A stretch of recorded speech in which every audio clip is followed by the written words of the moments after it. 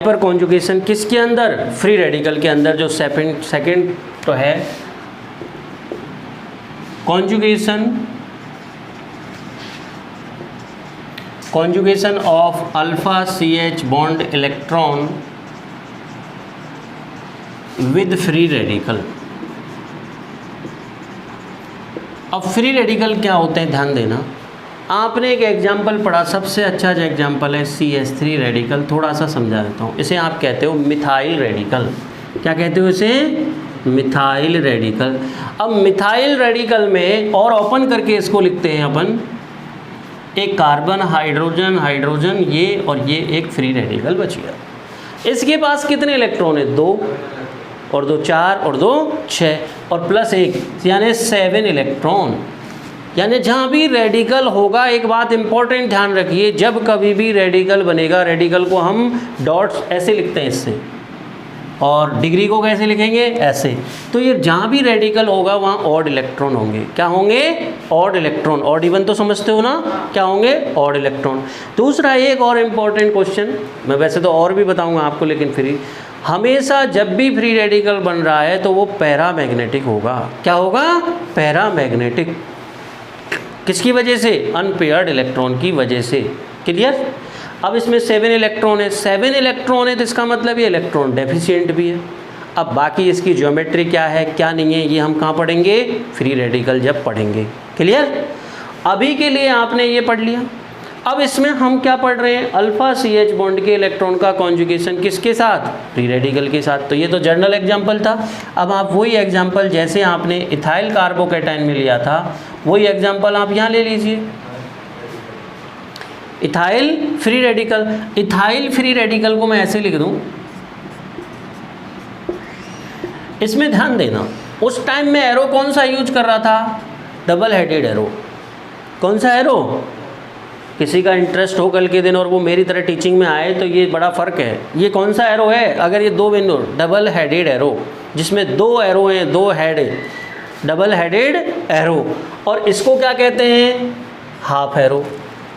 दोनों में फ़र्क क्या है? जब ऐसा बन रहा है इसका मतलब 1 इलेक्ट्रॉन ट्रांसफ़र है, जब ऐसा बन रहा है इसका मतलब 2 इलेक्ट्रॉन ट्रांसफ़र है।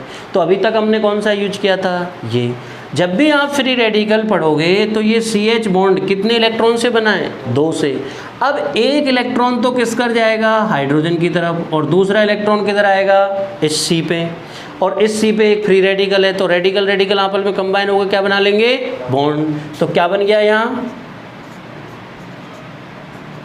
इसको H रेडिकल दिखाओगे, एक बॉन्ड पहले से, एक रेडिकल रेडिकल मिलके डबल बॉन्ड बना लिया, और ये क्या हो गया? CH2। कहीं कोई प्रॉब्लम? एक हाइड्रोजन और आ गया। ऐसे ही आप कितनी स्ट्रक्चर बनाओगे? 4 स्ट्रक्चर बना लोगे?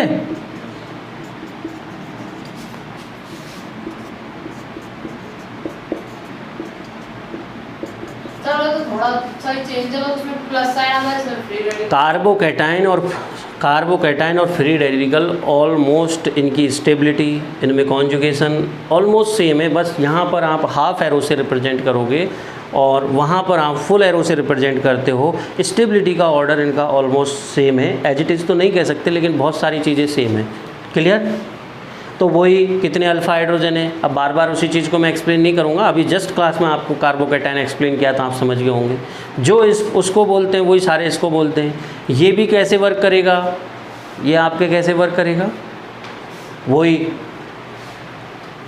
अल्फा CH बॉन्ड के इलेक्ट्रॉन का किसके साथ? वैकेंट p ऑर्बिटल के साथ। और वैकेंट p ऑर्बिटल भी नाम ना दे के हम क्या कहते हैं? p orbital having odd electron या 1 electron. p orbital having 1 electron के साथ इसका कॉन्जुगेशन रहेगा। ऐसे ही आप इसकी स्टेबिलिटी कहाँ पढ़ोगे? एरोमेटिक कार्बोकैटायंस में। किसमें? एरोमेटिक के अंदर आप एरोमेटिक फ्री रेडिकल, जैसे आपने एरोमेटिक कार्बोकैटायन पढ़े थे वैसे ही आप क्या पढ़ोगे? एरोमेटिक फ्री रेडिकल भी आप पढ़ोगे। हाँ, लेकिन एरोमेटिक फ्री रेडिकल की में जब हम बेंजाइलिक फ्री रेडिकल लेते हैं और टर्सरी बेंजाइलिक फ्री रेडिकल लेते हैं तो वहाँ पर इसका जो स्टेबिलिटी है वो चेंज हो जाती है थोड़ा डाइमराइजेशन की वजह से। तो जब हम फ्री रेडिकल पढ़ेंगे तब उसको बताएंगे। परसिस्टेंट फ्री रेडिकल क्या होते हैं वो फ्री रेडिकल में डिस्कस करेंगे। यहाँ पर आप इतना समझिए कि अल्फा CH बॉन्ड के इलेक्ट्रॉन का इसलिए हो रहा है सेम अब अगर मैं एक क्वेश्चन जो आपने वहाँ दिया था वही सेम क्वेश्चन आप यहाँ कह दो कि टर्सरी ब्यूटाइल रेडिकल है सर,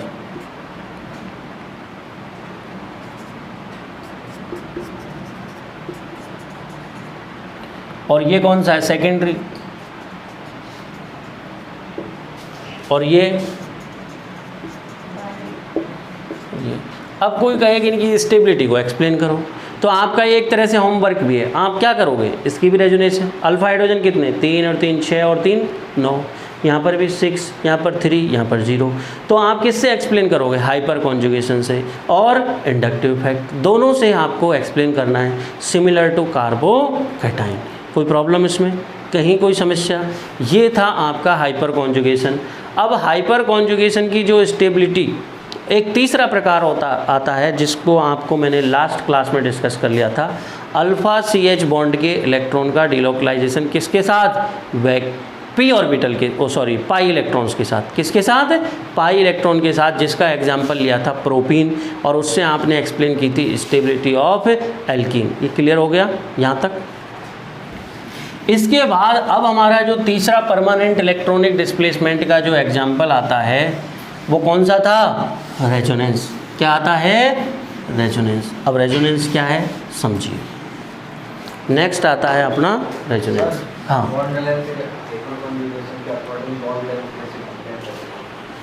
हाइपर कॉन्जुगेशन के अकॉर्डिंग बॉन्ड लेंथ, एक एग्जांपल देता हूँ आपको।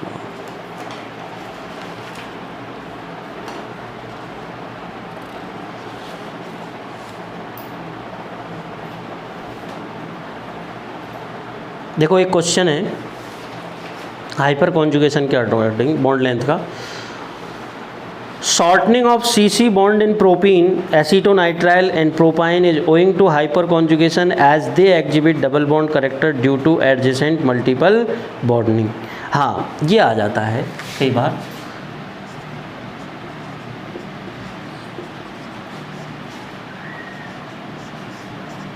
ये क्या है, प्रोपीन है, क्या है, प्रोपीन।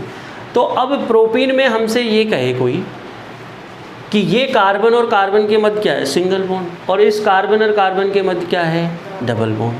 तो बेसिकली अगर आप इसको पढ़ोगे तो single bond CC bond length लंबाई कितनी होती है, 1.54 एमस्ट्रॉन्ग।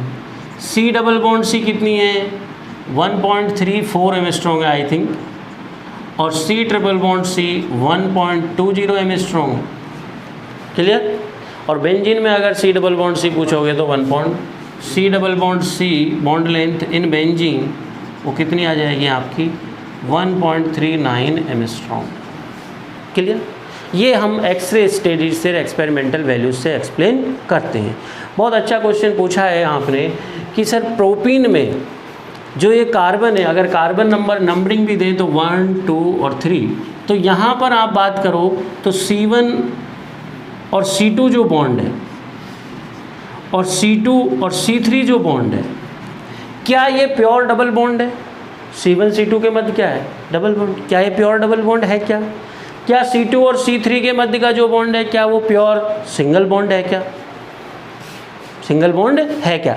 तो क्वेश्चन ये आता है why C2 C3 bond length is lesser than the CC sigma bond length. मेरा क्वेश्चन समझना, why C2 C3 bond length in propene is lesser than the CC single bond length. आया समझ में? आया नहीं आया क्वेश्चन? क्वेश्चन ये है कि प्रोपीन में जो C2 C3 की बॉन्ड लेंथ है वो कार्बन की जो सिंगल बॉन्ड लेंथ की लंबाई है 1.54 एमस्ट्रॉन्ग, उससे कम क्यों है? उससे कम क्यों है? उसको किस बेस पे एक्सप्लेन करोगे आप? किस पे? हाइपर कॉन्जुगेशन से। कैसे?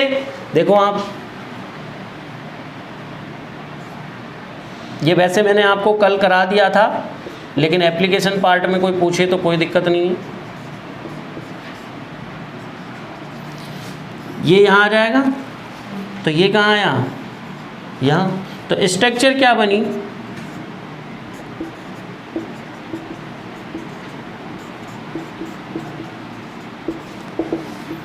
इधर देखो ये बनी ना, इसका मतलब इस C2 और C3, ये C3 है, ये C2 है, ये C1 है, ये C3, C2 और C1, हाइपर कॉन्जुगेशन की वजह से C2 और C3 बॉन्ड में पार्शियल डबल बॉन्ड करेक्टर है। हाइपर कॉन्जुगेशन की वजह से C2 C3 बॉन्ड में क्या आ गया, पार्शियल डबल बॉन्ड, पार्शियल है, not a complete, partial double bond character है। तो इस वजह से इसकी bond length, carbon carbon bond जो लेंथ है सिंगल बॉन्ड की 1.54 उससे कम होती है। किससे एक्सप्लेन करोगे, हाइपर कॉन्जुगेशन से। अब दूसरा क्वेश्चन मेरा ये है, यदि मैं ये कह दूं कि C1C2 bond length in propene, C1C2 क्यों कहा मैंने, क्योंकि जब IUPAC के अकॉर्डिंग नंबर करोगे तो 1 नंबर इसको ही देना होगा। C1C2 bond length in propene is greater than the CC double bond length, या किससे ग्रेटर है, 1.34 से। क्यों, क्योंकि यहाँ C और C के मध्य क्या है, डबल बॉन्ड, यहाँ देखो डबल बॉन्ड है, लेकिन जैसे ही रेजोनेंस कॉन्जुगेशन आया तो यहाँ क्या आ गया, सिंगल, इसका मतलब बॉन्ड लेंथ कम हो गई। तो इस टाइप से अपन एग्जाम्पल करते हैं। ऐसे ही 2 एग्जाम्पल हैं, आप एक और इसमें एसीटोनाइट्राइल में भी आप समझा सकते हो। कोई आपसे पूछे, शायद एग्ज़ाम में जब पूछेंगे तो इतना आसान नहीं पूछेंगे, एसीटोनाइट्राइल में पूछेंगे। और एसीटोनाइट्राइल में आप कैसे समझाओगे,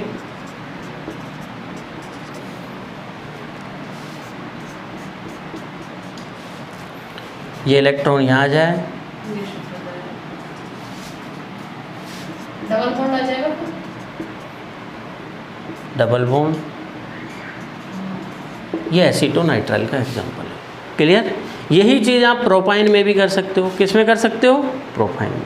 क्यों है ये सब, क्योंकि अल्फा कार्बन पे हाइड्रोजन है, यहाँ पर अनसैचुरेशन की वजह से, और क्या है, रेजोनेंस, क्या है, रेजोनेंस। क्लियर हो गई बॉन्ड लेंथ का एग्जांपल, क्लियर।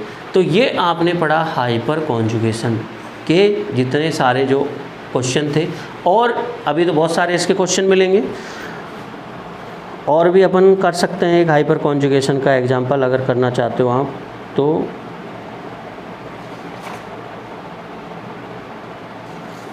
एक क्वेश्चन है कि आपके पास एक दे रखा है क्वेश्चन, मैसिटिलीन, आप इसको कीजिए। हाँ, reactivity and orientation of electrophilic substitution reaction. एक क्वेश्चन और देता हूँ मैं हाइपर कॉन्जुगेशन का। आप कहते हो ना सर क्वेश्चन कम है, तो और देखिए,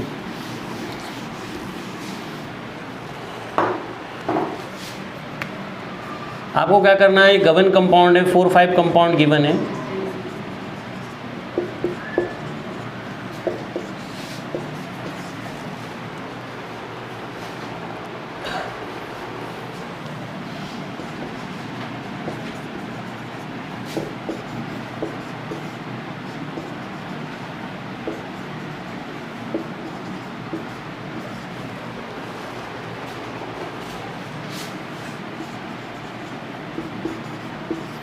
और बेंजीन दे दिया। क्वेश्चन है आपका,